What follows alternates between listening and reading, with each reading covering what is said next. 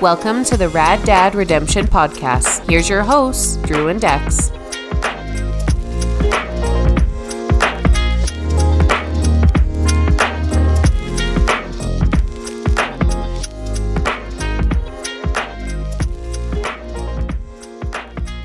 All right, in the basement doing our thing. Another morning episode.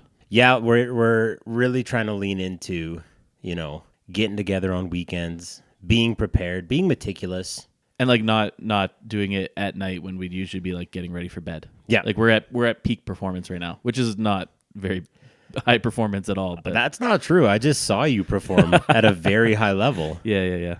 So we got together before recording to do some additional recording. I've been pushing Dex to say, hey, we gotta on our socials like do a few more reels, and pushing is like me texting like, hey, we should do some reels.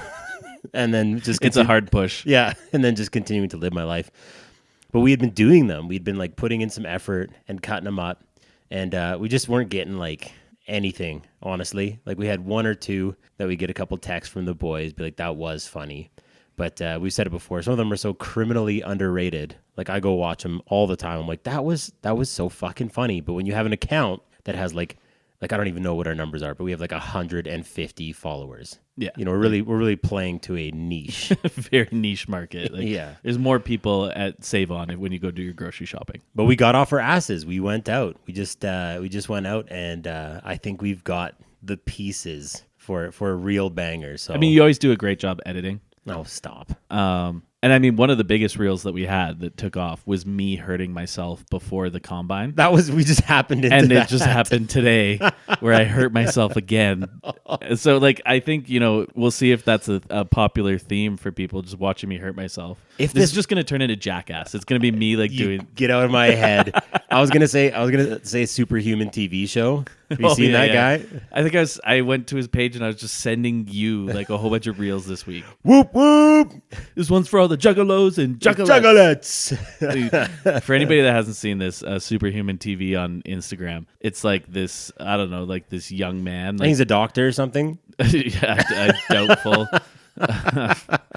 But he'll set up like some type of stage or he jumps off his trampoline. Yeah. But he'll set up like a folding table and he'll put like broken glass and barbed wire and cheese graters on it, and he'll just do like a front flip onto it.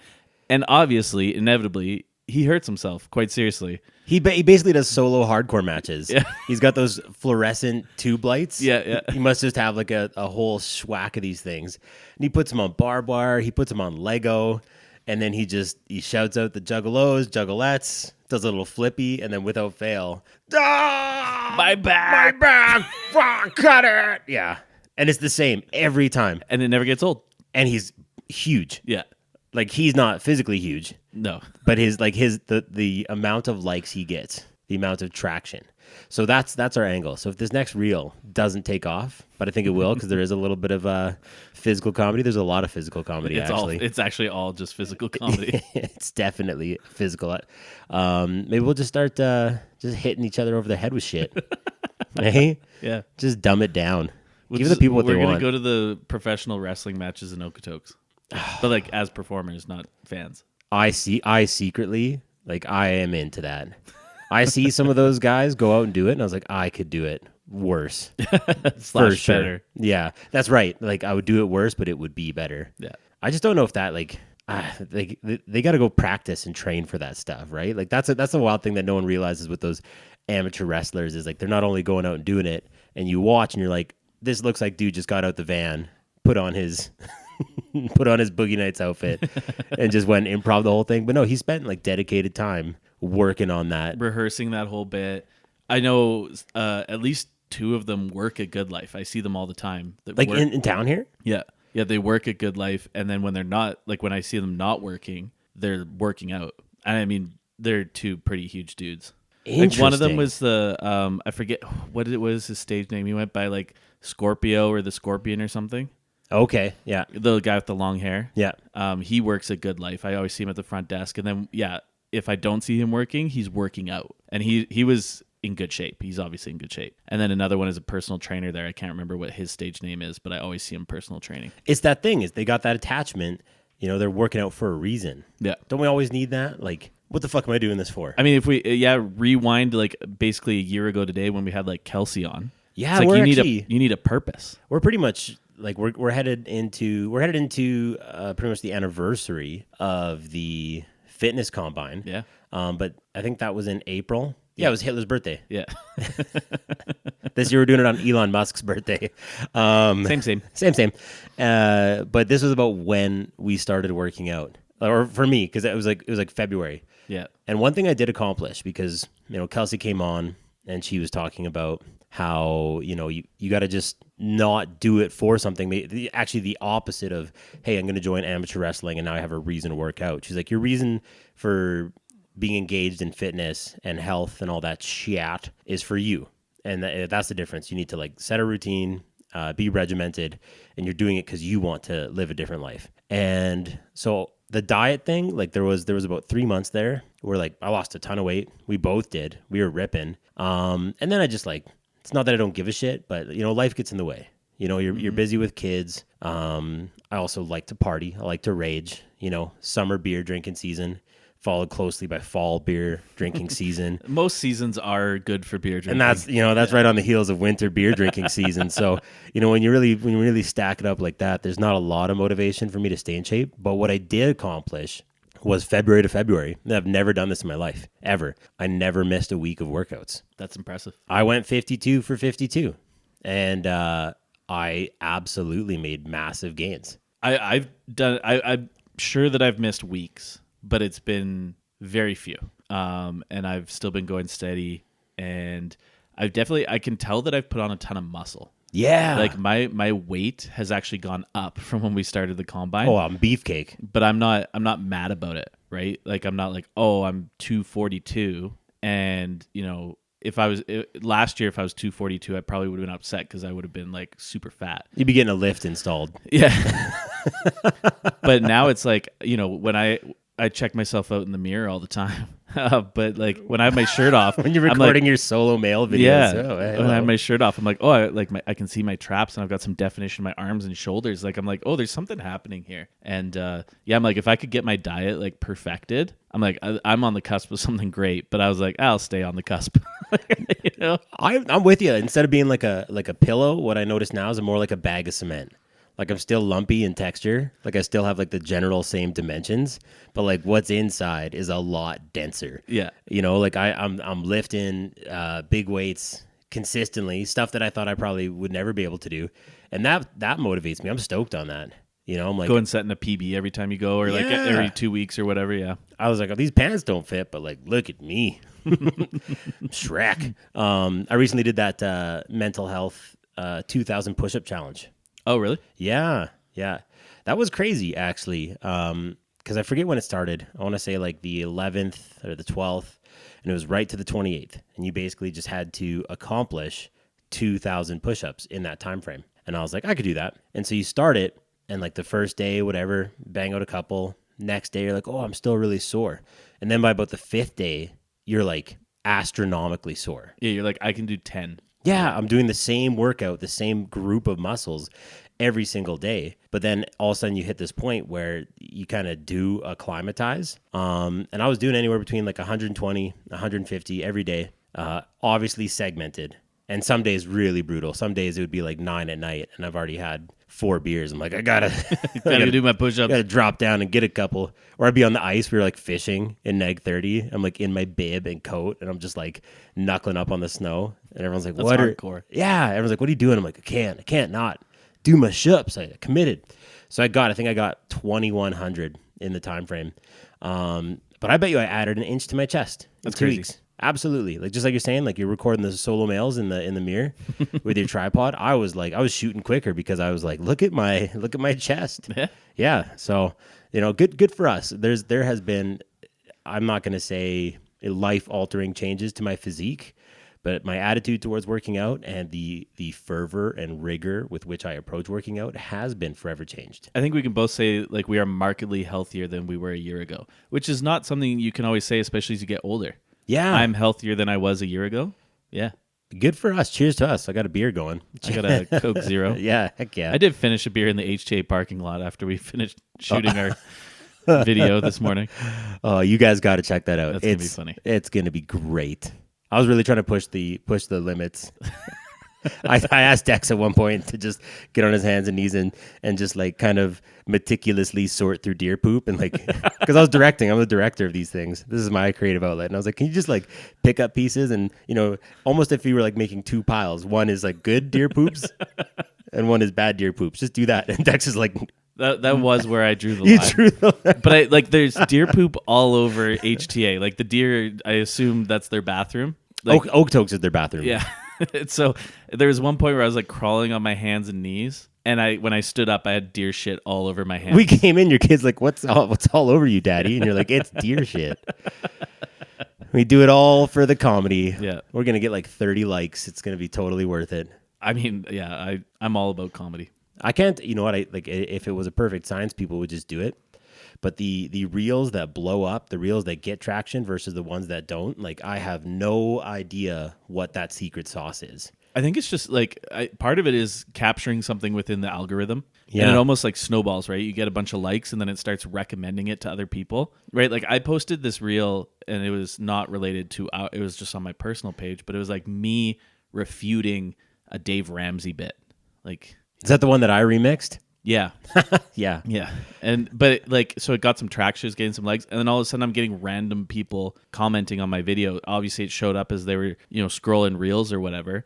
So it's like once you get this traction, then Instagram's like, oh, there's something here. Let's start feeding it to other people. Did you get some trolls? Did you get some people? Well, I had some people who clearly didn't watch the video and did not understand what I was saying. They're like, well, you're still like paying taxes. And I was like, that's not 60%. I was like, that's not the fucking point. Actually, I was like refuting the comment you've just made. So you clearly didn't watch the video. I just didn't engage with those people because I was like, well, no, you didn't watch the video. So I'm not going to engage in this like trolling or whatever you're doing. I tried to remix that, and I think a few people saw it. But what I was actually trying to do is I had just woken up, literally, like I just hopped out of bed. It was a work day, and I was on the can, and I saw your reel, and I wanted to remix it, like remix the remix, and just kind of be a character. And old guy who doesn't know how to work a phone. My original intention was to do that, and then like just send it to you, like send Dex this funny thing. And when I did it, I found out, you can only publish remixes. Like you're essentially going to create a reel for public consumption or whoever's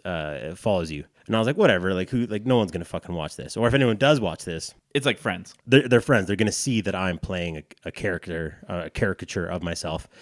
And so if you didn't see it, it's because I deleted it. But I'm like very much on the toilet. Like you're not like seeing anything, but I'm just like sitting on the can and I'm reacting to Dex's reaction video. And I was just trying to play this like, this guy, what this fucking guy, like doing this stupid fucking routine. And then I posted it, whatever. I thought it was hilarious. I honestly, I did it for you. I think we do a lot of jokes like that. Like pretty much. Yeah. I just want Dex to laugh at this. That's all I care about. But then I started getting like likes. And I was like, who is liking this? Is this my friends being like, that was funny? And it was all Megan's family. like all these people from Saskatchewan, and I'm close with them, but like we don't talk politics. We don't have any conversations of that type. And I've posted other funny things or things I think are funny, and they don't touch it. So it was a red flag. Like it was a outlier. Like, okay, you've never once interacted with my profile. Now I've posted this parody, and you guys are all like, yeah. Yeah, you're making some good points. Yeah, Megan's grandma, like all her cousins, and I was like, oh, okay, shut down. I had to get this shit off there. It was totally fake. But the reels, I posted one to Slew Shark the other day, and I work very hard to try and like come up with interesting things that I think people are going to want to see, like people who are into fishing or into that lifestyle. So like I'll cut stuff up that I think is going to be awesome, and it's like it's a wet fart, like. Who gives a shit? And then we were out the other night on that really cold night. It was like -30, and we're all in the tent, and our buddy Shano had bought the Sportsnet package so we could just cast to the TV. Yeah. And so we watched the Canada game on the ice, the first one, the one that we lost. And so I posted a reel, and it was like 12 seconds. It's just us in the tent. It pans to the TV, and broadcasters talking about like, when you think about America and Canada, you think of Robert Munch. And I think like in that moment I was like, yeah, what? Like fucking wrong.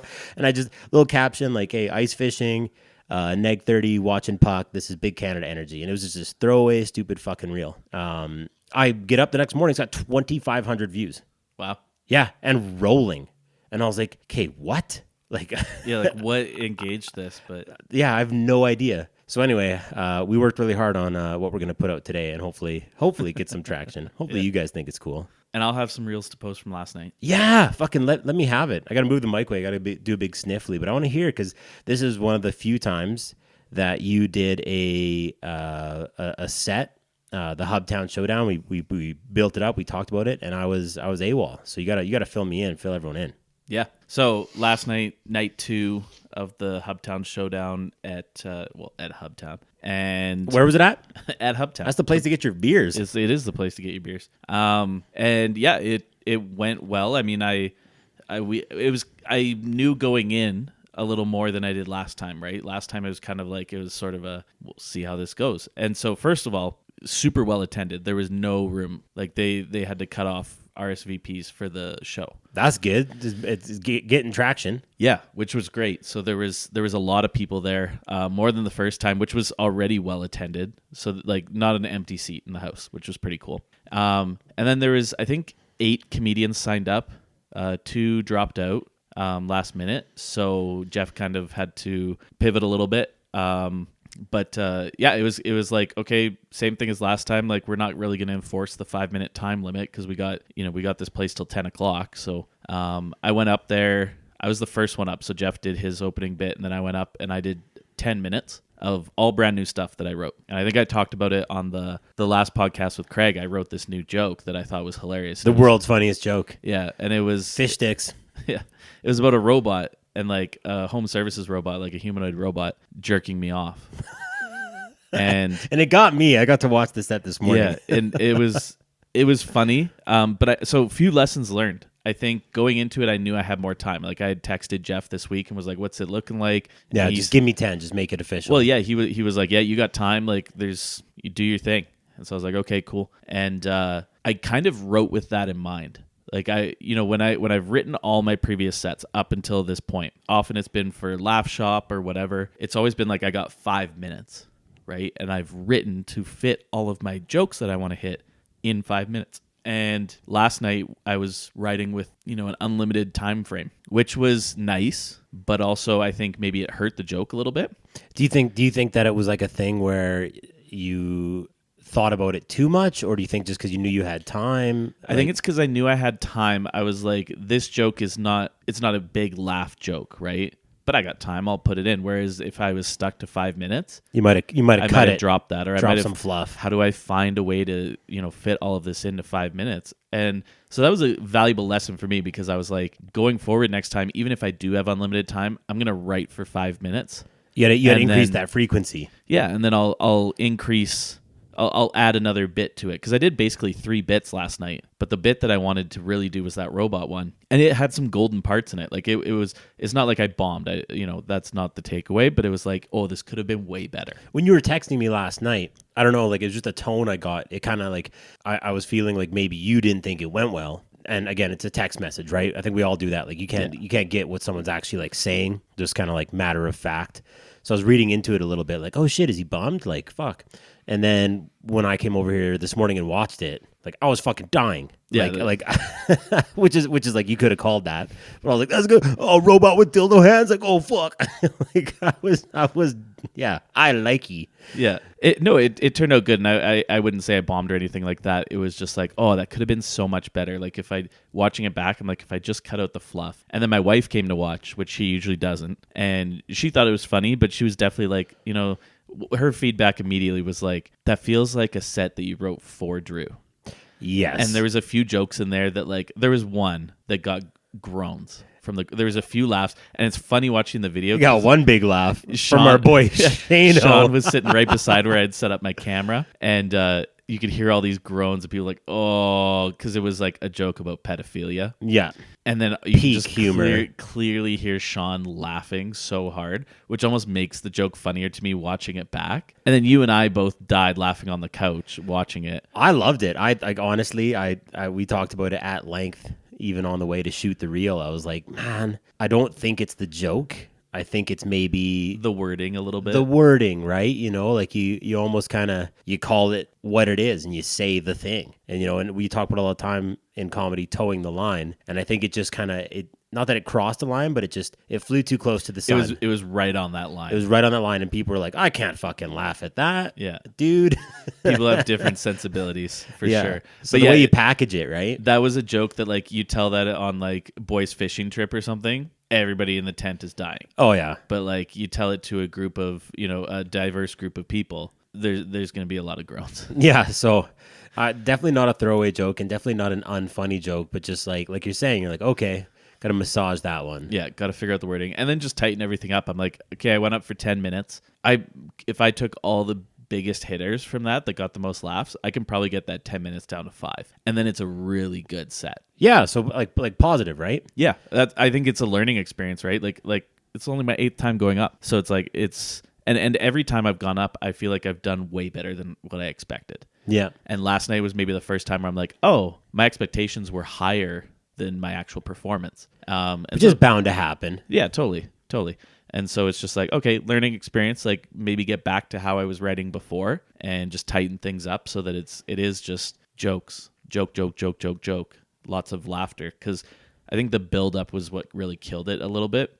Too much like preamble to build, and people don't need that. I'm like, you still get the joke if I don't do the preamble, so why am I filling a minute with just context building? Well, and you're hedging your bets too, because you know, I think I was already thinking that with regards to some of the stuff that I had written, you know, they're basically 2 bits that lead to 2 punchlines. And I'm like, if you spend 3 minutes, this is the conversation I'm having with myself. I was like, if I spend 3 minutes building up this punchline and then it's a total whop whop, like I've just lost a lot of time. Yeah. You know, and then I'm behind. Then I'm like scrambling, and that's when guys get flustered. That's when it's like, okay, shit, this isn't going well. So yeah, like the immediacy of it, like just like the math of it, like yeah, punchline to setup ratio's got to be higher.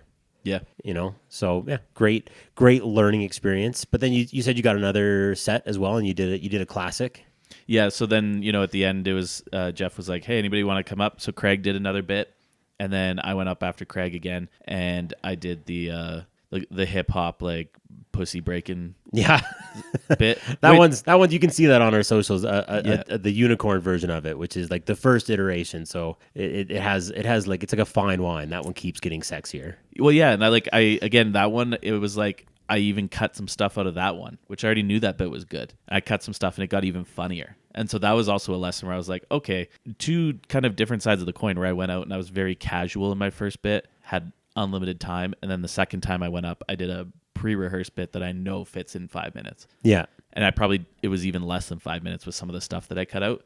And it killed. People were laughing and like they thought that was hilarious. So I still got great feedback on the first bits. Somebody came up and talked to me afterwards, and they thought one bit about an orgy was super funny. So it was like, yeah, it's I'm not upset about it, but it's like, oh, room for improvement. You said Craig went up and he was a little more polished and definitely delivered. So that's good. Yeah. Shout out Craig.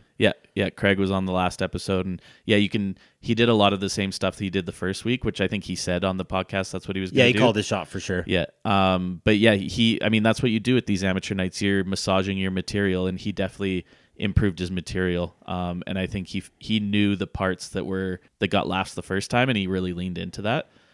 So yeah, I think he was hugely improved over the first time. That's good, because I'm definitely gonna cosplay as the dude from Kelowna at the next one, and I'm gonna heckle him. Yeah, get some of those lines coming out, but that's good. How are the other dudes? How are the other comedians? There was one guy from Red Deer that came down, and he was hilarious. He was awesome. Again, very tight, like star of the show vibes. You think? I'd say so. Yeah. Okay. Yeah. He was hilarious. He had some really good bits. And it was very tight. Like you could tell he was well rehearsed, and he was very much like not so much like me with the storytelling. He was like joke, like it was like 2 or 3 sentences joke, and then another joke, and then another joke, which I think we talked about on the last podcast, which I find very impressive because I don't think I could write like that. He just had like, it was nonstop laughs. Just go for him. Yeah. And then there was another comedian from Red Deer. She was funny. She was very good. And then there was one from Calgary, and you know, she did well. But I think the two from Red Deer were the highlights for me for sure. Yeah, they did quite well. Well, it's exciting, man. To hear there was female performers, that would have imploded my entire set because Very misogynistic. No. I had a bit about the comedy show being a lot like my internet search history, like exclusively amateur, exclusively male performers. It's your regular stuff. Guy. There's good representation there. So they're diversifying. Still very white. Yeah. Okay. Hey, that's why I got to come up, right? Yeah. Turtle Island, baby. Fuck. All right. So good night. It was a great night. It was a good night. Yeah. Next one at Hubtown is April 26th. So shit. End of April is going to be their April run. Okay. They just probably some scheduling. Yeah. I think Jeff mentioned it's with his schedule. Obviously, he's the host and the MC and he organizes everything. So they kind of put it at the end of April to accommodate his schedule. So there's almost 2 months for me to kind of prepare. And I do have some bits that I didn't do that I thought about doing, but I was when I was going up the second time, I had one bit that I had thought of.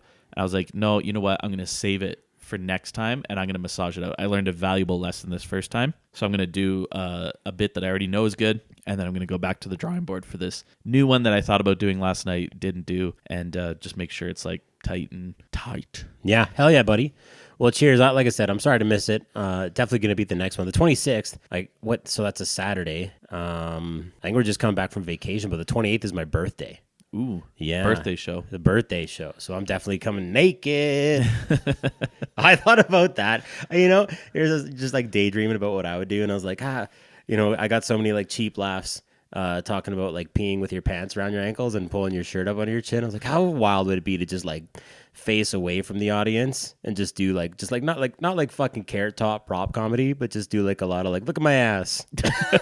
Like really push the envelope. This is how I pee. I just imagine like that's the stuff that's gonna end up online. Like there's no way I escape that. Yeah, I can't refute that one. That lives forever. Yeah, hell yeah. Can you imagine going into like an HR meeting and they have that video? It's like, hey, let's chit chat about this one. I've thought about that and I've said this before. Like the day I get called in to like discuss, how I carry myself outside of my profession, I think my play is to just be like, that's not me. I don't know who that is. Looks like me. I'll give you that. Guy looks just like me. That ass, that's my ass, but that's not me.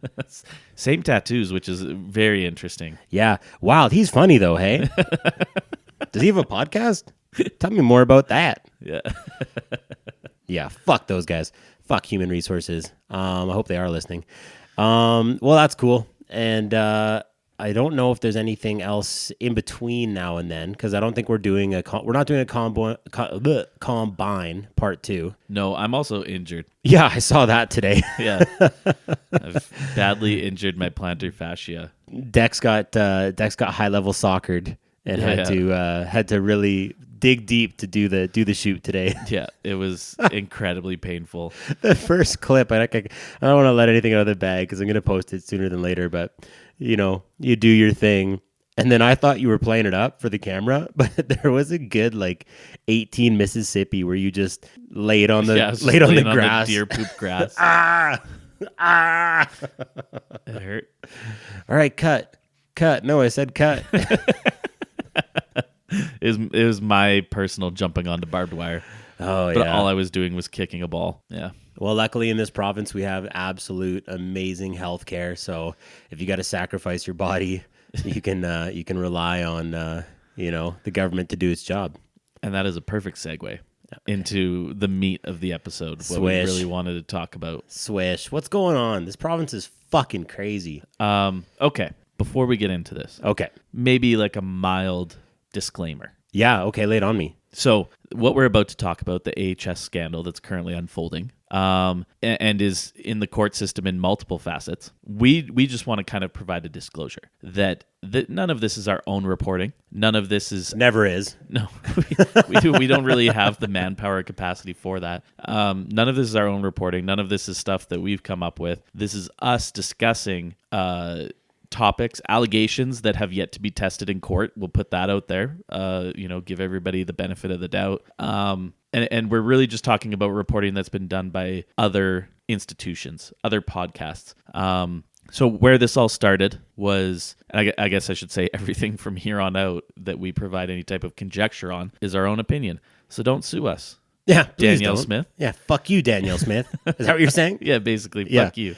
And I can't wait to hear this played in court. So you explicitly came out and said, fuck you, Danielle Smith. No, so where this all started is obviously healthcare in Alberta is like in a pretty precarious place. All public sector. Yeah, roles basically currently. all of Alberta is, teetering. And so there's a podcast which you currently can't listen to due to a court order. Had to get all episodes taken down, all social media posts taken down. But there's a podcast called The Breakdown AB. Hi, everybody. Dex here. Just wanted to provide a quick fact check, which is always a good sign when I have to fact check myself so early into a segment. But we did record this episode on Sunday. Here I am on Monday editing and getting ready to post the episode. And as of today, the injunction against the Breakdown AB and Nate Pike, who is the host of the Breakdown AB, was thrown out by the court system. The defamation case that this injunction was a part of is still ongoing.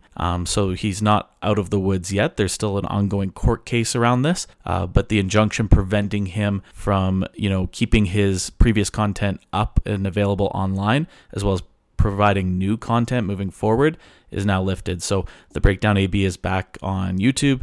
You can listen to the podcast wherever you go listen to podcasts. His social media channels are all back up. And apparently there's more content coming, hopefully with some more information about this whole process, because we haven't heard from him for 2 weeks in the midst of, arguably one of the biggest scandals in Alberta politics history. So just want to provide that quick little tidbit of information, because since we've recorded, yesterday, some of it's already out of date, but the bulk of this is still valid information, and we want to share it with you. So please enjoy the rest of the episode. And it was hosted by Nate Pike. Is this a real fucking thing? They shut him down? Oh, yeah. What the fuck? Yeah. Police state. Oh, yeah. So Nate Pike was the host of this podcast, and he's not a journalist. And that was often what he would say. He's like, I'm not a journalist.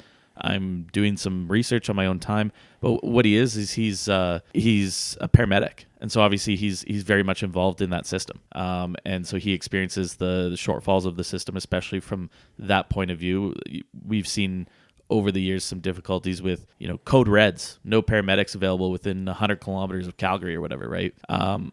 So he was talking a lot about that. And then also there's the allegations that have been, again, not tested in court by the former AHS CEO who was fired when she was allegedly looking into procurement issues at AHS. I've been practicing this one. Athena Mentolopoulos. Yeah. It's a tough one.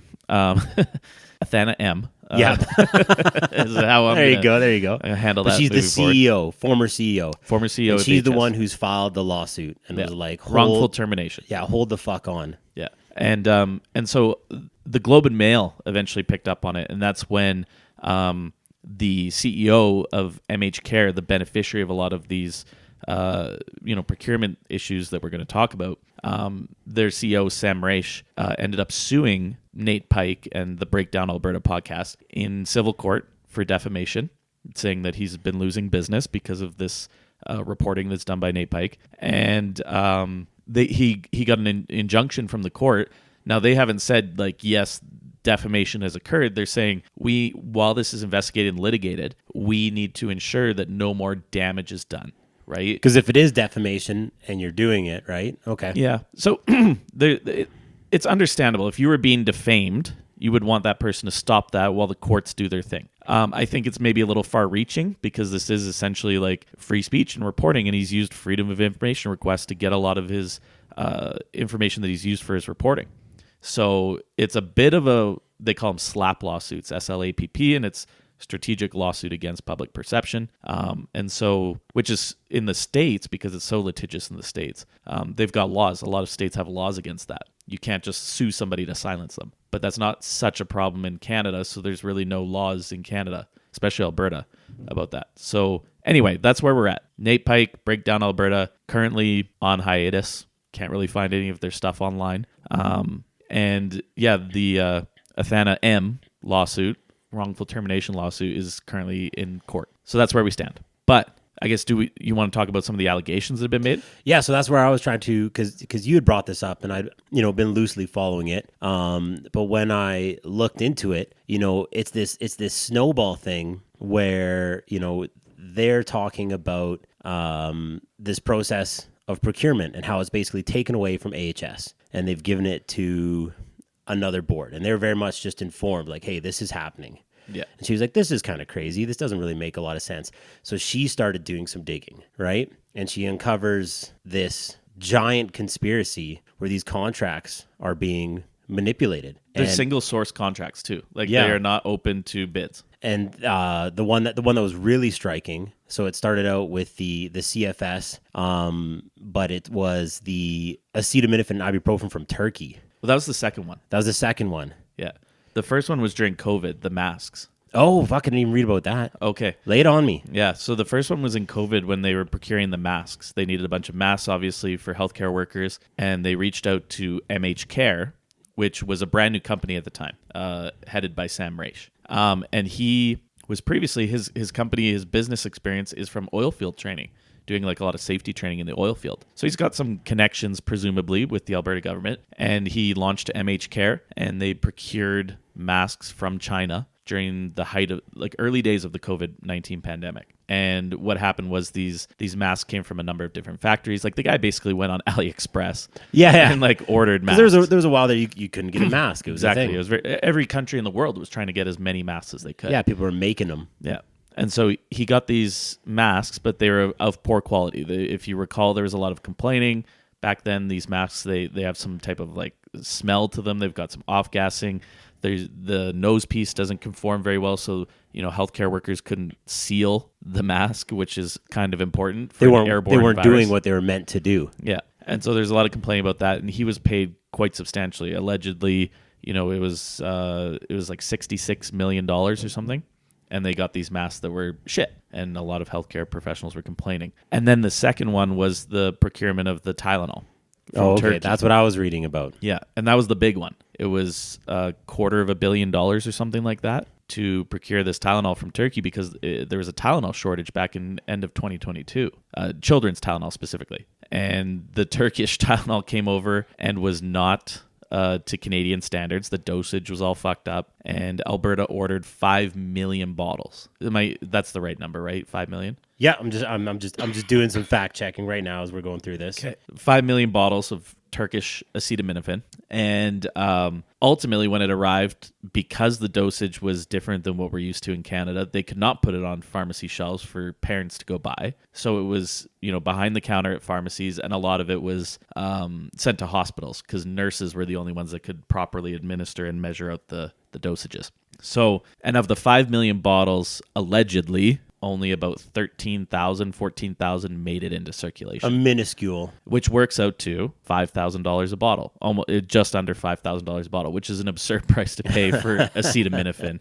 which you can buy for $10.99 at Shoppers Drug Mart. Well, it was short term because those companies upped the production and then it wasn't an issue. By the time it got here, the shortage was over and done with. They didn't need the bottles. And so they foisted them onto AHS, which was also, a complaint from AHS that they just got all these bottles of Turkish Tylenol that they don't need foisted onto them at a huge cost to the Alberta taxpayer. So between these two contracts, we're talking over $300 million allegedly, potentially more. And that's just the tip of the iceberg. So I'm just looking up here, the likely overpayment for children's pain medication. A draft response from the Provincial Health Proxy in response to an October 2024 media inquiry about the Alberta government's purchase of children's pain medication from Turkey contained information that Athana M. knew to be inaccurate. According to her statement of claim, this led her to further examine AHS's purchases from MH Care and its CEO, Sammy Boy, right? AHS had purchased approximately $614 million, so more, in supplies and services from MH Care and other companies affiliated with Sam Raish, including the 2022-23 contract for ibuprofen and acetaminophen. Athana M. Mensalopoulos further learned that the $70 million for purchase of children's ibuprofen and acetaminophen had been paid for upfront and likely at a significantly increased price, and that AHS had been directed by the then Minister of Health to make the purchase against the recommendation of AHS, specifically provided to then Minister of Health, which was turned into the Premier's office. So they fucking knew about it, right? Yeah. And so all of this on the surface, you're like, well, this just sounds like stupid people. Like it sounds like incompetence. And that, I think that's giving too much benefit of the doubt, because when you start to dig in, and I think where Nate Pike started getting into hot water and getting, some big names looking at him was when he did this article about the skybox photo.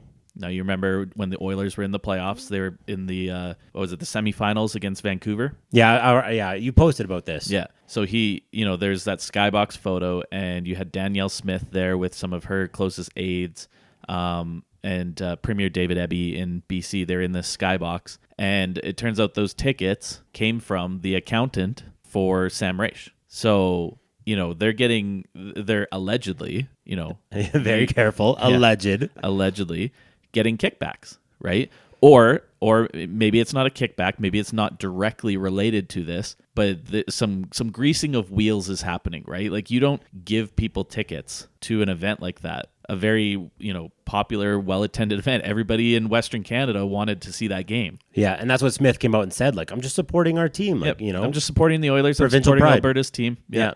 And that was her justification. I mean, there's a huge, huge conflict of interest there. And if you can't recognize that, I mean, you have your eyes closed. Even if no healthcare contracts have been awarded to that point, and none were awarded in the future, that's a massive conflict of interest. So there's this mismanagement of funds, potentially, allegedly, intentional, right? But meanwhile, and I think what people aren't talking about, and why this is something we wanted to discuss, is like healthcare is in crisis in this province. It's in very poor shape. I mean, I'm trying to get my foot looked at. I injured it almost 2 weeks ago, and I'm still 2 or 3 weeks away from being able to see somebody about it. Yeah, it'll just you never will.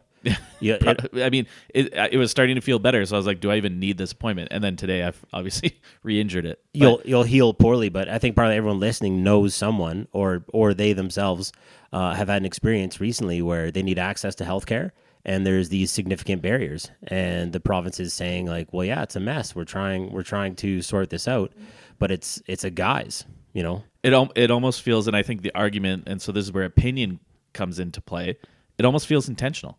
It feels like there is a conservative government that is actively trying to handcuff healthcare in the province, and then they're just going to throw their hands up and say, well, the public system is not working as intended. We need to make changes, right? And so there's all these allegations about private surgical clinics up in Edmonton, right? People are able to pay and skip the line, but they're also getting funding from Alberta Health Services to cover a portion of those costs. And it's at a significantly higher cost than what the actual public system can provide those services for. So it's like, well, what's this money going? And it's going into the pockets of private clinic owners, private surgical center owners. And these doctors who are working this like absolute shit detail right now, they're incentivized to kind of like propagate that system. They want to go and work there because everything is so bad right now. Yep. On the other side of things. You can go make more money. Yeah. You can go work a schedule that's conducive. Nobody is telling you, here's your schedule and you are required. Like that happens all the time in these public services, especially emergency services, where, it happens to firefighters, where it's like, hey, we got 2 guys out sick. I know this was supposed to be your day off. You are mandated to come in and do your OT. Like, it's not optional OT, right? You see that with paramedics, stuff like that. And so, yeah, the healthcare system is so hamstrung, and it's becoming a 2-tier system, right? You've got private clinics where if you are wealthy enough, you can afford that private MRI, that private surgery, you can skip the line. But of course, now you're pulling resources away from the public healthcare system that the majority of Albertans would depend on. All these people without family doctors, like this is the majority. Like that system is so diminished. When we talk about people who can, and the term is pay for play, like we are talking about a very small group of Albertans. Right. Not many people have $10,000 to pay for their ACL reconstruction out of pocket. That's not covered by any type of insurance. Right? Not a lot of people have 10 grand just lying around for, to get a surgery faster than what they could get through the public system. And so that's what we're experiencing right now. And it's probably just going to get worse the way it's going. And then we also talk about, there's all you zoom out from healthcare. The Alberta government is pissing away, allegedly, hundreds of millions of dollars, almost $750 million on these failed contracts, these contracts that MH Care failed to deliver on. Again, we only got into circulation 14,000 bottles of acetaminophen, right? That leaves for almost 5 million bottles. You want to round up almost 5 million bottles unaccounted for that we paid for. We had to go in and buy proper masks anyway because the initial order was like, no, these are unusable. These are garbage. And you're seeing EA is on strike, asking for better pay, right? And we're like, well, we don't have the money. Alberta's running an $11 billion deficit this year. It's like, well, no, there's money around. There's money around. It's just we're pissing it away. And these are only the things that we know about. The money's lying in the pockets of their fucking rich friends who buy them hockey tickets. Yeah. Which also, by the way, if you're gonna be bought and sold by private interests, you should get more than hockey tickets. Yeah. Right? Like if you're handing out $750 million in contracts, you should get more than Oilers tickets. You should get season tickets till you die. Man, but so like what we're experiencing allegedly is like massive government corruption, like on a scale, and I'm quoting you, that like in any other era would topple a government. Yeah. And this shit is like not even on the front page. It should be front page news every day until heads start rolling. And we're not even talking about it. You got to come to Rad Dad Redemption Podcast to get your information. Well, and the problem is, I bet you there are some people who are scared to talk about it because of what has happened with Nate Pike and the Breakdown Alberta podcast. And so that's in that lawsuit. If you read the details, again, not proven in court, of some of the things that were happening to Athana M prior to her dismissal, she had a lot of people coming to her being like, you need to shut this down. You need to stop. You're making the wrong people unhappy. And, not necessarily being, actually specifically mentions there's no threat of violence, but like, hey, you need to get in line. You need to get with it because you are on the wrong side of this. From her lawsuit, again, allegedly, yet to be proven in court, from her lawsuit, she alleges that high-ups from the Alberta government, specifically the former chief of staff for the premier, came to her directly and said they need to fire Nate Pike because they have concerns about his reporting as ostensibly a provincial employee. And she rebuked that, and he was not fired. But that request came down from the second in command to the premier. Like, her right-hand man was asking for this guy to be fired because he was digging too deep. And she's like, I've never heard of this. Yeah. I'm completely unaware of any of this. Best occurring. Case scenario, her argument is, I'm incredibly incompetent and I don't have control over my own office. Yeah, that's is best case scenario. That's her argument. If you take her at her word, best case scenario, she has no control over her own office, which is that's a fireable offense in most jobs. Yeah, you're not doing your job, and that's her defense. And it's like, well, actually, I don't believe that. I think you did have knowledge, and you're just trying to pass the buck on to somebody that's no longer even in your office. And I think, and unfortunately, I think they're probably right in the longer they can drag this out, the longer that it kind of falls out of the news cycle. There's all this shit going on with Trump, right, that dominates the news cycle. The longer they can drag this out, people will forget. And Alberta historically votes overwhelmingly conservative. So by the time that next election rolls around, hopefully this is all gone and forgotten by the general electorate, and they're not going to be punished. And even if it's not, I think a lot of people will still line up and fall in line and vote for the party they always have. Other than our one NDP government, have we, when's the last time we had a non-blue party in charge? I mean, you're going back to the Social Credit Party. Fuck. Back in, late Great Depression era, like World War II era. Other than that, it's been conservative parties all along. Just true blue. Yeah. But even conservative, like you go back to the Peter Lougheed era, conservatives today would look at Peter Lougheed and probably call him a socialist. Yeah. Right? Like, there's again, we talk about that the shift in the Overton window. I mean, you have to think that Peter Lougheed today would be, probably like a centrist kind of NDP, Naheed Nenshi type is wild, right? And that's just, yeah. So it's kind of scary to think that there could be almost no consequences. No, like the RCMP should be investigating some of this. There's a guy who's talking about it, Nenshi. Yeah. He's like, how is no one paying attention to this? Yeah. What the fuck is happening? This is mismanagement on this massive scale. This is government corruption on a massive scale, and it's not in the news. Yeah. And they're cracking down on people who are talking about it. Yeah. They're going to kick in our door soon. Oh, yeah. This could be the last episode of the Rad Dad Redemption Podcast. It's almost unbelievable is like a good summary. So how do we fix healthcare in the province? I mean, so Oh man, that's Yeah. how do we unpack that on a podcast? Give me 3 bullet points. I think there is an argument for some type of private services in the province. You look at some of the European healthcare systems that have the highest satisfaction among citizens, and there is a balancing of public and private there. But the system has been built around that, and right now it feels like instead of building a system that works, the government is actively trying to destroy a system that has been relied upon, and it is relied upon for decades, to install a different system and line the pockets of their friends, their close confidants, whatever. Maybe there is an argument for that balancing, but they're trying to do it in the most nefarious, shitty way. Whereas if they just came out and said like, hey, this is not working and we need to find a balance. And I was talking with this about you, like, okay, if wealthy people want to pay to the front of the line, should we stop them? And my thought process is like, well, maybe not. But can we have some of that money get back into public healthcare to benefit the overall province, the people who rely on that Because it can't be at the expense of the public system. Exactly. They have to exist in harmony. And if the public system is underfunded, we have to think of some creative ways to get that funding, right? Yes, the province is running a deficit. So it's not like, I mean, we could print more money, but that's not always the best idea. But where are we going to get this extra money? Okay, well, let's let some private surgeries happen or whatever. But if you're going to pay $10,000 for a private surgery, maybe $2,500 goes back into the public system, specifically earmarked to go to AHS to support their operations. Can they increase nurse pay? Can they increase doctor pay so that it's not, just an obvious decision if you're a nurse or a doctor to go into the private system because you're going to make more money or have a better schedule or whatever? Like, how do we support public with this addition of private? I think that's where we're headed. I think that they're doing it the wrong way. They're trying to take a chainsaw to it, Elon Musk style. And that's the same thing that's happening in public education. They're dismantling the system and then saying, look at our scores. Look at us across the country. Look at us on a national scale. We're falling behind. Look at the data. We aren't as smart as we used to be. Public education is failing, and they're propping up these privatized, non-accredited charter schools, and people who can pay will pay.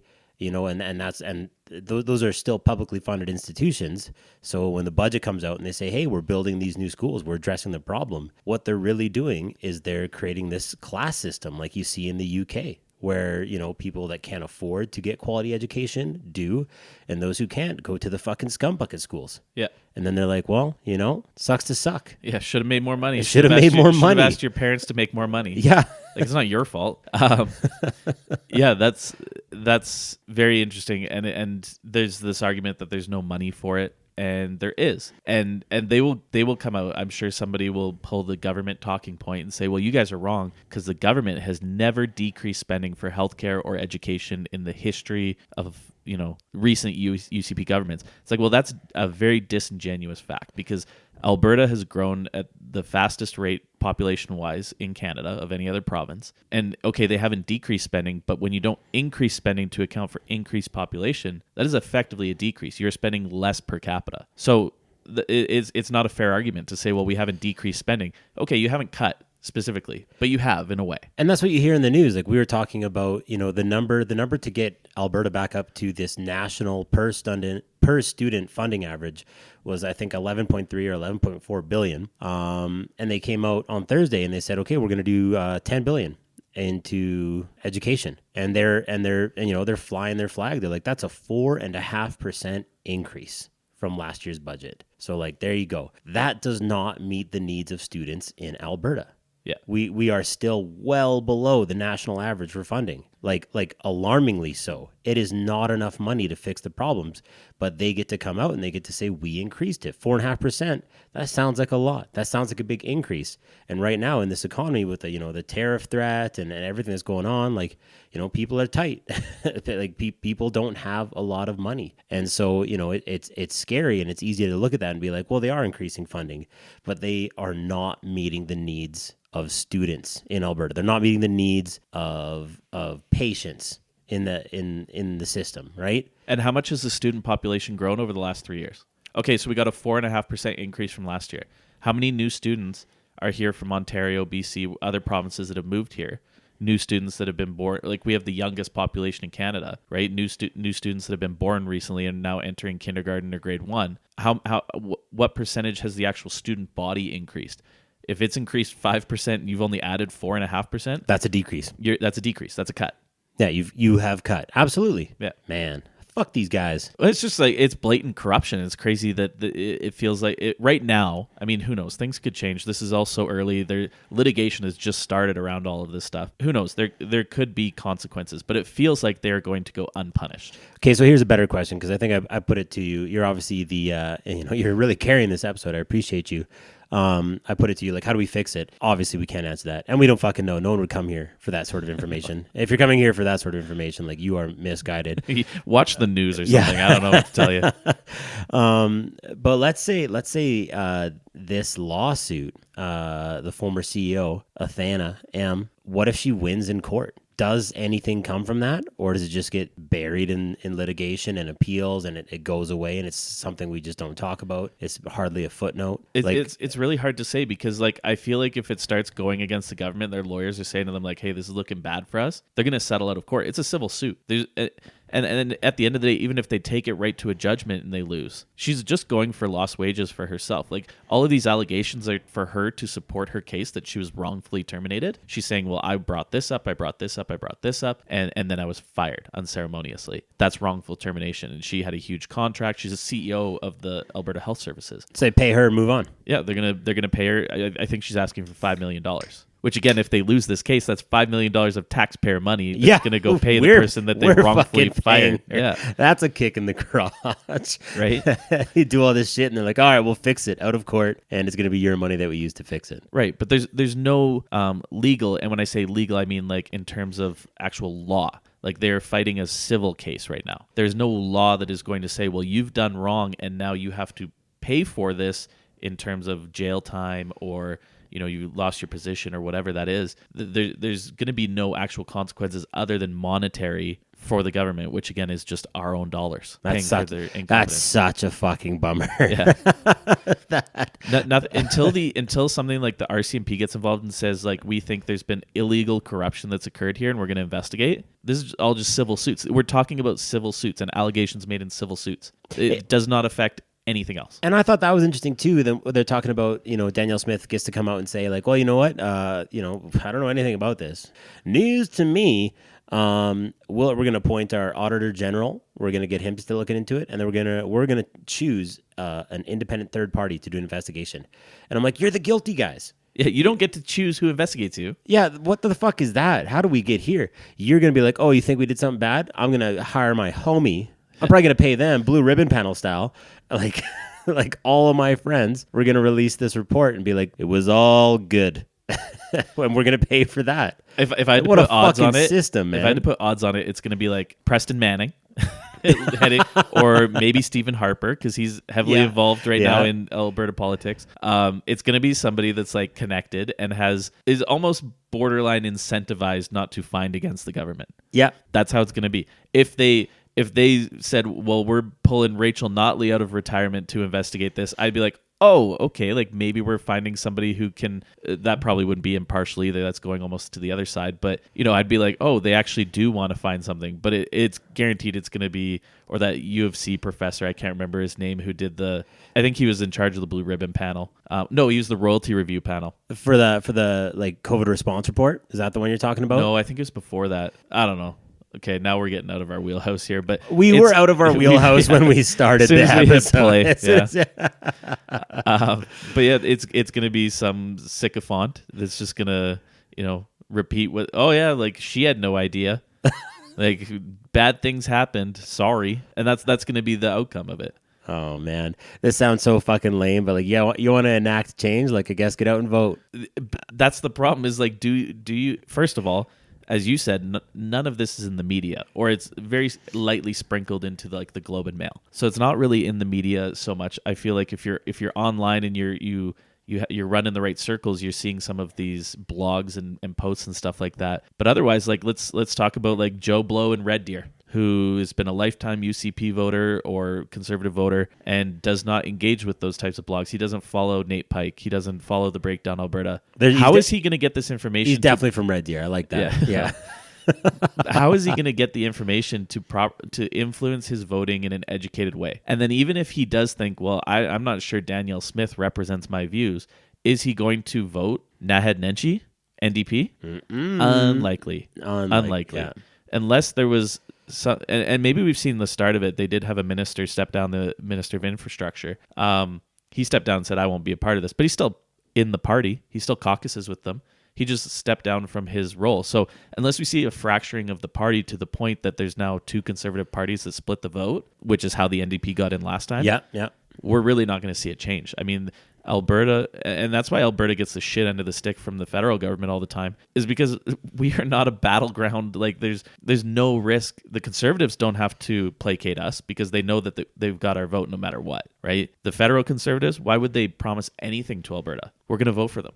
It doesn't matter. And then it goes to the flip side. Why would any other party promise anything to us if they know that they're never going to get our vote? And so Alberta just gets this shit end of the stick because we seem to lack like some critical thinking and a little bit of like that protest vote mentality. Oof. Wow. That's pretty that's pretty doom and gloom. Like, yeah, nothing's gonna change. I was just sitting here processing that. I was like, that's good of us to do this expose. We haven't cracked a joke in 30 minutes, and it's like, and just so you know, like, there's nothing we can fucking do about it. You could go vote differently, and for some people that might mean you have to hold your nose and vote for a party that you may not necessarily support. But if you don't do that, if you don't put your vote on the table and say this is genuinely up for grabs, why would anything change? Why? What does Danielle Smith have for you that is going to change your vote if it's not even potentially going to be changed? Ask yourself that. Look in the mirror. Oh, when you're done your solo mail vid, checking out your pecs, take a little look into your soul. Ask yourself, is anything ever going to change? Wow, what a bummer. I mean, yeah, like they would have to lose a lot of votes. What did our RJ win by? He had like 73% of the vote. Oh yeah, I think NDP came in at like 10%, and that was like they're like the strategist even brought it up. They're like, that's amazing. Yeah, like, wow, NDP's making moves out in Okotoks. You know, there's actually a friend of ours who ran, and she had like the most successful campaign in years for this riding, and that's what it was about. It was about 10%. Yeah, and it was still a landslide. So like RJ has to lose. Realistically, if you count other parties that would maybe take away some votes, he has to lose like 40% of the people that previously voted for him. Just come out and taste his chili. You won't vote for him. Okay, we fucking dome that guy. Yeah. There was a moment that he, like, because we were hanging with him, and he was like, I'll come on your fucking podcast. And we were excited. I think we even kind of maybe propped it up, talked about it a bit. We're like, we're going to fucking RJ on the podcast. Yeah. And he was shooting the shit with us. You know, he's a nice dude. Like, I don't want to. Yeah. In a personal capacity, he's a nice dude. He's good to have a conversation with. I can see why he got into politics. Yeah. But do you remember that? And he was talking about the Mach-E. You had just gotten it. And he's like, these things actually fucking rip. And we were just kind of shooting the shit. And then he was cracking jokes, being like, but don't tell anyone I'm riding. Yeah, like I'm a conservative. I can't be driving electric cars. I can't be in an electric vehicle. And he was saying, like, I'll come on your show. Actually, come by the office. We'll set it up. And then like we're like, yeah, cool. And then like at the very end, he's like, but I'm not talking politics. Yeah. And I was like, what the fuck are we going to ask you about? Yeah, that's your job, my guy. And then I had this thought of like, I was like, you know what? I get it. Like, you know, we talk politics so much, like society in general, not necessarily this podcast. Society in general, we're always talking politics. Like, maybe it'd be nice just to shoot the shit with a politician in like a personal capacity. Talk about the chili cook-off and like, you know, things like that. And then I was like, but are we almost becoming like a propaganda outlet to like, you know, kind of whitewash some of these issues? And at the time, there was none of this happening that we knew about. Obviously, it already happened. But, you know, it was like, I thought about that a little bit. I was like, well, are we just placating him so that he can put forward his personable demeanor, which is, again, he's a nice dude. Like, is that going to influence people to thinking that, like, oh, well, he's a super nice guy. Who cares what happens with $650 billion? He went on $1 million, sorry. He went on RDRP. He's a good guy. Yeah. He's got our vote. Yeah, so I thought about it, and then we never asked him. So. We cooled the Jets. Well, for me, as soon as you said like no political shit, I feel like we'd be sitting down here, and I'm like, so hey, you grew up rich, eh? What was that like? How's your private surgeries going? Yeah, that you can afford? yeah. Ag minister, hey, cool. You know, like, fucking, you like cows? Like, Tex and I know a ton about that.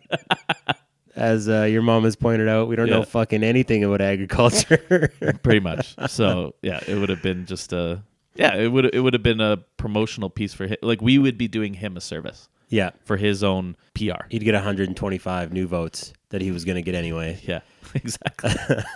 Well, I also thought about that. What's his upside to coming on our show? All downside. It's all downside for him. Yeah. I thought it was cool that he was like, "Oh, come on your show." Like that in itself was like, yeah, all right. He obviously said that before he listened to a single episode. He was our 1-star review. He went back and listened. He's like, if they call me, I'm going to ignore it. I always wonder who it was. There's a lot of people that came to the Chili line and were saying like, "Oh, you have a podcast? Like, we're going to listen." And it was shortly after that we got like our first like, "This is bad. These guys aren't good." And I always want to know, like, I don't know what episode they listen to. You know? Oh yeah, like, well, we've always talked about it. Like, hopefully when people start listening, they start after like 10 episodes. I've always wondered about taking them down and not like burying them. You know, I think, and this is like down the road when we eventually decide to end this project, and it'll happen at some point. Who knows? Maybe it won't. Never. Maybe we'll be up at like. I'm gonna die recording this podcast. We'll be up at Tudor Manor, and we'll just they'll wheel us together to fucking just like fucking keep it going. That'd be amazing. So maybe I shouldn't say that. I'm not calling a shot, but just hypothetically, you know, I think that's the point when you say like, here's the collection. Shano had a good point one time. He's like, "I don't know if I like your podcast," and he does. This is previous, you know, he's actually one of those dudes that always reaches out and is like, "Hey, this was great." He has constructive feedback for us, all this stuff. But, you know, he had said it's kind of cool that you're going to get to this point where you have this collection, this body of work, and like your kids could go back and listen to it and be like, "Wow, our dads were total jackasses." You know, like they knew nothing about the HS scandal. Yeah, they should never have talked politics, and we almost exclusively talk about politics on the show. But we've created this body of work that kind of is going to exist in perpetuity, and I think there is something special about that. However, the other side of it is like, if we're trying to entice people to come on whatever platform and listen to our episodes, you know, it can be very off-putting to listen to episode 1 through 30. Like I've never gone back and listened to episode 1 because I know I couldn't. Because I know I'd listen to it and be like, "Oh yeah, Baja Blast, oh yeah." But I would immediately be like, "Fuck," you know, like we suck. We suck so bad, it's so awful. Yeah, there's some growth that's occurred between then and now. We put some shit out there that you know, I'm not gonna relive it all, but there's episodes where it's like mics didn't work, like, you know, like audio didn't track, whatever it was, or we thought we had the funniest episode and it was just like a big old wet fart. It was your stand-up set where the joke was just for me. You know? Yeah. Was not for a greater audience. So I do wonder about that. I do think about that sometimes if we're trying to get people to like come on and explore. And I think people do that. I think you go on and there's like your most recent 5 and then like some almost like pinned ones, like, "Hey, this was a hit." Yeah. You know, Natural Ensemble, that was a really good episode. Sergeant Murray Hoover, that was a really fun episode. Yeah. If our acquaintance ever loses their job in the radio industry, the very first day after that, we're posting that episode. I wonder if she listens, they listen. Oops. But I've thought about that. I was like, the minute you don't work for that company, that was such a fucking can of lightning that goes up. Yeah. Like we've got it on lockdown. We're putting that episode out. I've still got it on my computer. It's waiting to go. I still think just like, fuck it. I don't need any friends. When you find a new podcast, like if somebody recommends you a podcast or you see something recommended on Spotify or whatever your platform of choice is, how do you go about listening? Like, do you go back to like an earlier episode or do you just start from the most recent? I start from the top down. Yeah. So I don't do like the newest one. I'm trying to think of the name of the podcast. And I guess it depends what type of podcast. Like there's some that do like a season where it's like we're investigating a cold case. You obviously have to start at the beginning of that season. You can't just like jump in the middle. The nature of the podcast dictates. Like if I'm listening to the 30 for 30 podcast, you know, they started out doing one episode, like one-off episodes. And then they kind of ran out of material, so they had a few later seasons, so to speak, where they would just do like a 5 episode on Bikram yoga. you know, like this guy's a fucking fuck, you know, and so if you wanted to listen about all the shitty things that guy was doing, you know, you go listen to that piece of work. And so that's kind of different. Whereas the ones that are just episodic, like I listened to one, I think it's IGN produced, and it's just called Beyond. And Beyond is a PlayStation centric video game podcast. But I can pick up and listen to it at any point because every episode is about like what's going on with PlayStation. What are the other dudes doing? Is it relevant? Here's the game of the year talk. And so I started the top down, find the first 2 or 3, and that's kind of where I go from there. Very rarely do I do what I'm accusing people of maybe doing and finding a podcast and starting on the first one. Yeah. I don't think people do that. But I do think about probably that. a handful that do. Well, I'm always interested to ask people that question. If you look at our listens, if you look at our views, so to speak, listens, episode 1 is still one of, if not the biggest one. And I think like, oh, that's people coming on, checking out the podcast, and then not listening to any other episodes. This is what this is? Yeah, so maybe we should. I keep soliciting for emails. No one's emailing in. What do you guys think? What do you think about AHS? Do you think we should take down our old episodes and just kind of keep it fresh? You know, it would be crazy if we got an email and it was like just like a Proton mail, like a one-time use email, and it was just anonymous. Like, I've got some shit, and they sent us a bunch of PDFs about all this government corruption. I feel like now I'm like imagining this like crazy like movie style scenario where all of a sudden the Rad Dad Redemption Podcast is in possession of like potentially incriminating government corruption documents. Oh yeah, please send us that. Yeah, if you got your hands on any like government documents, Mr. Pike. Yeah. You know who to send it to. Rad Dad Redemption Podcast at gmail.com. It sucks for him because he's just a dude that was like putting in his own time, and now they've completely silenced him. And they were like, you don't have to take everything down, but you have to take down the stuff that mentions any of this. And he's like, well, I have such a body of work and it's just me. So he just shut everything down until they get this figured out. But he didn't have time. They gave him like 2 or 3 days to take this stuff down. Nothing we talked about made me excited to live in this province. No. like it was a bummer episode. I definitely got an education. You're always well read. You got your finger on the pulse on this one. But like that was actually kind of funny. We got to the end of it and we're like, yep, you know, pretty doom and gloom. Yeah. yeah. Like we're just fucking Hank Hill on the fence being like, yeah, welp, big gulps, huh? Like fuck.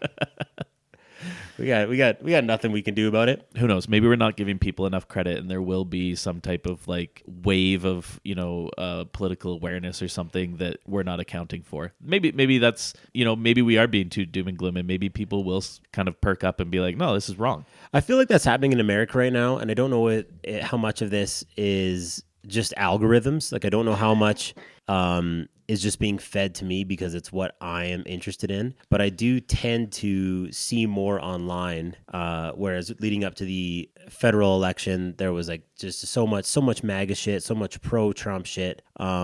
And then after the first month here, like I'm seeing more and more American content that is denouncing him and laughing at him and embarrassing and being like, we are hurtling towards fascism. Yeah. We've seen this before. This is a Nazi regime. It cannot be ignored. And there is this like resurgence. I think it's one of the reasons why the fucking liberals, we just keep doing politics. Sorry, everybody. And I think it's one of the reasons the liberals are surging right now is because there's this anti-Trump sentiment, and Pierre Poilievre is the negative beneficiary of that. He's having to separate himself from it now because he's like, oh shit, I said a lot of the same stuff. I acted the same way. And now people are like, we don't want that. Hey, side note, did you see his new commercial that came out? I saw it during the Four Nations tournament a whole bunch. Which one is it? The one where he's like walking up the grassy hill with his wife and he's got a Canadian flag and they like raise it on a pole when they get to the top of the hill.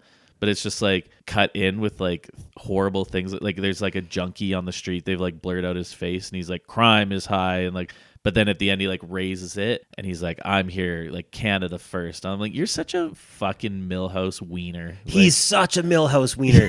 That the dude would get so bullied in high school. That's like, I see him and I'm like, I would have ruined you. Oh, I can't believe that like for a moment in time there, I was like, this guy, I fully bought into it, and I'm still maybe like a little bit like this guy could be potentially the savior of Canada because things were definitely going the wrong way under Trudeau. I don't think anybody can argue that. But Our boy, Justin, on these coffee mugs. Yeah, no, fuck him. But it's just like, it's crazy that he stepped back, and then of course Trump took over, and now it's like almost a complete flip of the script where it's like, oh, do we want that for us? And I don't think Polyev is quite at the Trump level, but it's like, do we want to fucking play that game? Do we want to dabble in that? He's having to re-platform right now because he's like, way too aligned. This is not what people want. The polls are crazy. They got to be panicking, because they were about to head in for like a clear-cut easiest majority ever, and now it's like neck and neck, or some have them behind. Yeah, and which is insane. And it's anti-American sentiment. If you said that in December, people would be like, "You actually don't know fucking anything." Well, people in Alberta aren't saying it, and you already touched on this. You're like, because we're insignificant. Our 4 million. That we're not insignificant. We're just not up for grabs. Okay, yeah, fair enough. Phrasing. We're not insignificant. We matter. Okay? We do matter. There's a lot of seats in Alberta, but if they're only going to go to one party, then what's the point? They're not up for grabs. Okay, way better way to say it. But people weren't having that conversation, and still maybe aren't having that conversation. You know, people don't forget. They're mad. They're mad about things that have happened. Yeah, and are probably validated in a lot of those concerns. However, the tide is changing. That'll be interesting to see. I'm interested to see if more of this Alberta story gets out, if he starts to distance himself from Danielle Smith more. He's like, I don't want that stink. He's already got Trump stink on him. Yeah. He doesn't also need Danielle Smith stink on him, because that is, she reeks. They're two very prominent stinks that you do not want. That's a bad smell to be associated with at all. Yeah, I can't articulate, and I can't use a lot of substance to back this up, but I was never thrilled about that selection. You know, that from the start, I was like, this person is interested in themselves. He's a career, like, people always make fun of other politicians, like, oh, he's a career politician. I'm like, Pierre Poilievre is the definition of a career politician. He was a young man who basically started up in politics under Stephen Harper and has been doing it since. He's a career politician. I think the Conservatives really screwed up because the Liberals kind of caught them back in, 2021 with that snap election to get another mandate, and then they threw O'Toole to the bus. Like, they just threw him under the bus. Whereas, like, I thought O'Toole would have been a good centrist candidate for a moment like this, where it's like things are very polarized. Nobody wants to be affiliated with what's happening in the U.S. I think O'Toole would have been a great candidate, but that was party infighting. They couldn't decide. They were directionless. They were like, do we go the more centrist route? Yeah. And just accept that we got caught with our pants down during a snap election, which is not necessarily their fault. And do we just kind of stay the course, or do we lean into this like convoy? And do we play to the moderates, or do we play to those 6s and 7s, and they fucking put their eggs in their basket? Yeah. And now people are fucking very touchy. Yeah. Because it's close to home, and shit's getting said in the South that we're like, we don't like that. That isn't our identity. I don't care. I don't care how close these guys are. Like, I feel threatened, and I feel like I wouldn't want to live in a country like the United States right now. Yeah. And they can fuck off. They can keep their hands off our maple dicks. That's 100%. Yeah, absolutely. Oh, man. I feel like we unpacked a lot this episode. Yeah. For those of you who are like, where's the jokes? This isn't a funny time. It's not a funny time. We have to be serious every now and then. We will post a reel of me hurting myself. The reel is going to be peak comedy. You have to check that out. It's going to be so funny. The contrast, I'm just thinking about this now, the contrast between the last like half-hour discussion we just had. Yeah. And then the reel that we're about to post that's like ostensibly the lowest of lowbrow humor. No, it's not. I'm going to edit it. This is a fucking masterpiece. Don't put that. Don't label my work. This is my baby. I am the real guy, and it's going to be real interesting. I think it's fair to just kind of tell the truth of the matter, and the truth of the matter is that this is the sort of stuff that we are talking about. This is the stuff that actually kind of occupies our minds currently. And this is the Rad Dad Redemption Podcast. We float in between just trying to make jokes, trying to be entertaining. We also talk about stuff that is on our mind. We've had episodes, hey, let's talk about our daughters, let's talk about child rearing, which I think we're overdue because we've both definitely entered a new era of fatherhood. So maybe it's time to kind of bring that stuff back. But we are talking about this. This is on our minds. And if it's on our minds, it's on our friends' minds, it's on our listeners' minds. I guarantee people are out there being like, that is fucked up. Yep. I couldn't get an MRI. I couldn't get my foot looked at. I don't have a family doctor. Things are fucking weird. I don't know about this government. So I don't think that we are missing the beat, so to speak. I just think it is a bit of a departure. And is it our new direction? Absolutely not. We like to fly by the seat of our pants, and our pants currently we're like, fuck this government, and they need to make some changes because shit reeks. Yeah. So I don't know what that was, but I was just calling a spade. You know, still come for the jokes. We got lots of stuff on the go. We were talking about it today. We just kind of organically have found a renewed rigor and fervor when it comes to recording. And I think that goes hand in hand with you getting up there so much more and doing stand-up. Like we're just constantly kind of in contact about that. But for me, you know, ice fishing season is done. We're gonna head into the summer. Like it's time to start like making more plans, making more moves. We've kind of tickled the balls a little bit, feathered the balls on maybe doing our own show. I think that's coming. I think there's opportunity for us to exist alongside the Hubtown Showdown and maybe get everyone involved. And so we're really doing it live, and we fucking love you guys. Thanks for listening if you made it this far. Yeah, appreciate it. And next episode, maybe we'll try and be a little more upbeat. Well, let's. I feel like we're denouncing our own work. I was the one that brought it up. I just wanted to assure the listeners, hey, we're still those two huge hog rad dads you've come to love. Okay, we still got those. We're still fat idiots with small ones, actually, but that's that's what you can expect from us, is just continuing to talk about what we want to talk about. We're doing it. Yeah. Self plugs. Okay, April 26th. Next show. Yep. I'm gonna book out Mountain Shadows so we can have our own wrestling match for my birthday on the Sunday. Are you actually? I've always thought about that. That would be sick. I was like, if we actually did. Do you think Mountain Shadows would allow that booking? I think you'd have to lie. I think you'd have to. I think you'd have to, one, hope they don't listen to this podcast, and two, you'd have to be like, it's a birthday party. It's like me booking the Airbnb, saying like we're a traveling volleyball team. Yeah, exactly. I think they're gonna leave like one 15-year-old around to like make sure like the place is open. But I've often daydreamed about this. It's like all our guys, and like we're gonna do two things. We're gonna like meet up for this wrestling match, this unchoreographed impromptu wrestling match, and then we're gonna have barbecues and beers. But like what you all need to do, think of it as like a theme party, right? You know, like, hey, come to the party, dress as yourself from high school, whatever. You know, like, oh, it's a tight and bright party, all that fucking bullshit. The theme is you're a wrestler and you have to come with like a backstory and an outfit. And we just fucking chuck each other in the foam pit. Someone gets way too hurt.